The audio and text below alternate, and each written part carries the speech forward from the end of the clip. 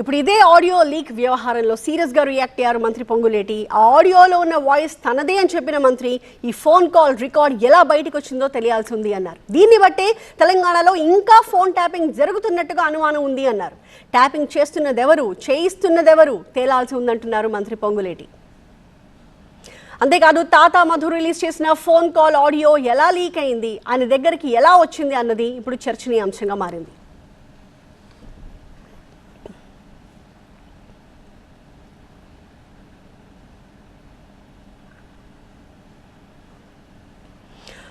మా ప్రతినిధి నారాయణ మనకి లైవ్ లో జాయిన్ అవుతున్నారు లేటెస్ట్ అప్డేట్స్ తో. నారాయణ, సో మంత్రి పొంగులేటి శ్రీనివాస్ రెడ్డి చాలా సీరియస్ గా రియాక్ట్ అయ్యారు ఈ ఆడియో ఎలా బయటకు వచ్చింది అని చెప్పి. మరి మంత్రి రియాక్షన్ తర్వాత బీఆర్ఎస్ నుంచి ఏమైనా సమాధానం వస్తుందా? తాత మధు ఏమైనా మాట్లాడుతూ ఉన్నారా ఆడియో ఎక్కడి నుంచి వచ్చింది అన్న దాని గురించి? మున్సిపల్ ఎన్నికల వేళ ఖమ్మం జిల్లా రాజకీయాలు వేడెక్కాయి.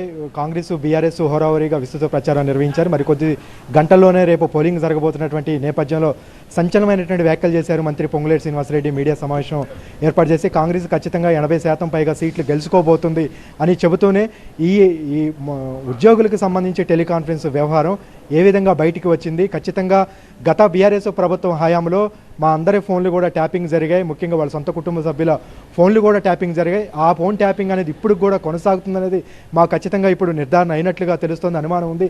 దీని మీద ఖచ్చితంగా ప్రభుత్వం దీన్ని సీరియస్గా తీసుకొని విచారణ చేసి చట్టరీత్యా చర్యలు తప్పవని ఆయన సీరియస్గా హెచ్చరించడం జరిగింది. ముఖ్యంగా కొన్ని మామిడి తోటల్లో కావచ్చు, ఫామ్ హౌస్లో, కొన్ని ఇళ్ల చుట్టూ కూడా ఆ ఎక్విప్మెంట్, ఫోన్ ట్యాపింగ్ సంబంధించినటువంటి ఎక్విప్మెంట్, పరికరాలు ఇంకా ఉన్నాయి. ఆ విధంగా వాటి ద్వారానే ట్యాపింగ్ జరుగుతున్నట్లుగా ఆయన అయితే చాలా స్పష్టంగా వ్యాఖ్యలు చేయడం అయితే జరిగింది. అయితే 2 రోజుల క్రితం ఖమ్మం జిల్లాకు చెందినటువంటి ఉద్యోగ సంఘ నేతలు కొంతమంది ఉద్యోగులతో కలిసి టెలికాన్ఫరెన్స్ చేశారు. దానికి సంబంధించి కాంగ్రెస్కు అనుకూలంగా వాళ్ళు మాట్లాడుతున్నట్టు, కాంగ్రెస్ని గెలిపించాలి అనే విధంగా వాళ్ళు వ్యాఖ్యలు చేసినట్లుగా ఉంది అనేది వాళ్ళ ఒక బీఆర్ఎస్ నేతలు మీడియా సమావేశాలు అయితే ఆ ఆడియోని విడుదల చేయడం జరిగింది. ఖచ్చితంగా ఎవరైతే ఈ టెలికాన్ఫరెన్స్లో పాల్గొన్నారో, కాంగ్రెస్కు అనుకూలంగా వ్యవహరిస్తున్నారో ఆ ఉద్యోగ సంఘ నేతలు ఉద్యోగుల మీద తక్షణమే చర్యలు తీసుకోవాలని ఇప్పుడైతే కలెక్టర్కి వాళ్ళు అయితే బీఆర్ఎస్ నేతలు ఫిర్యాదు చేశారు. వాళ్ళని తక్షణమే విధుల నుంచి తొలగించి వాళ్ళ మీద చర్యలు తీసుకోవాలని బీఆర్ఎస్ ఒకవైపు కోరుతోంది.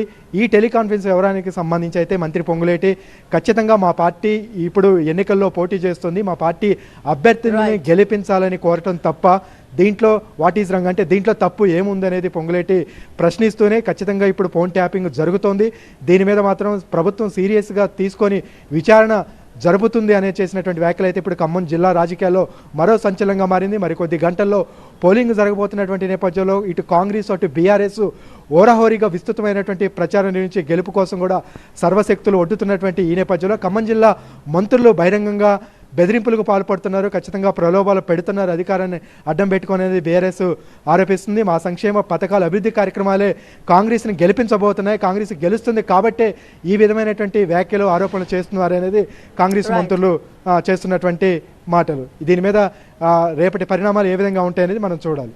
Alright, thank you Narayana. కేంద్ర